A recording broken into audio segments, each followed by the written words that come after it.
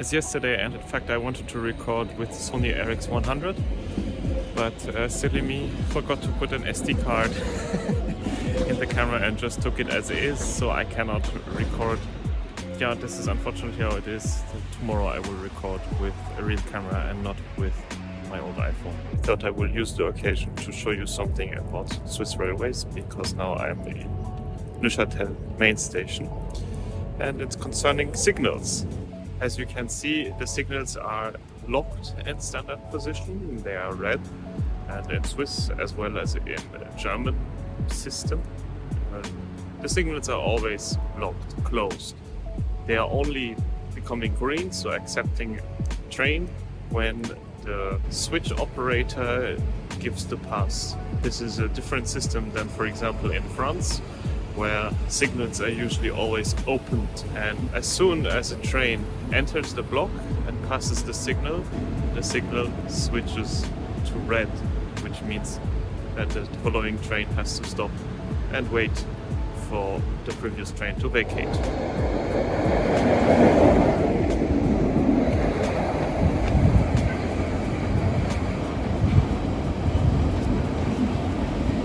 you can see, the signal will also close after it passes.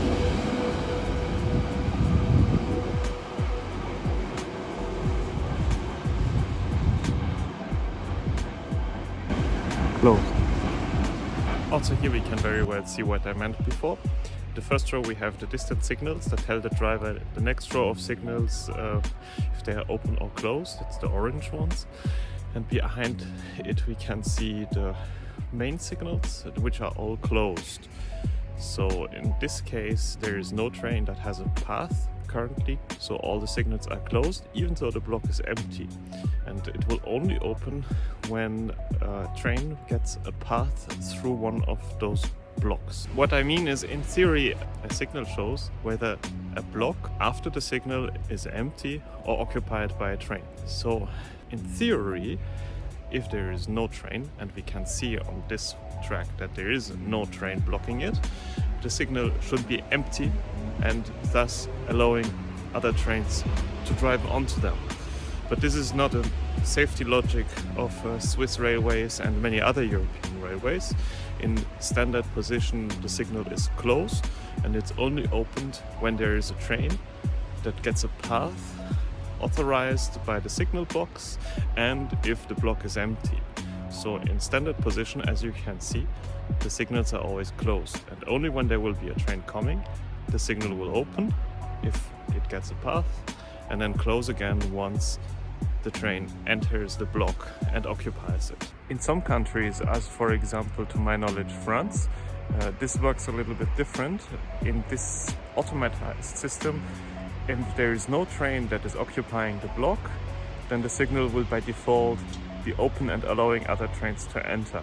And this has also to do with the idea that between the blocks, the signalman has no power of what's happening. Everything is fully automatized, and this also in an analog way, not only in a digital signal box.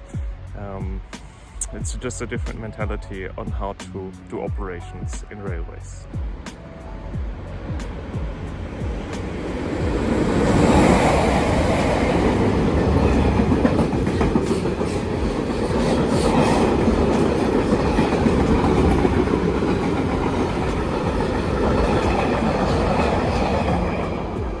Probably this is already enough for today. It was a small explanatory trial to see how I handle it like in free speech. There is no teleprompter or text in the screen.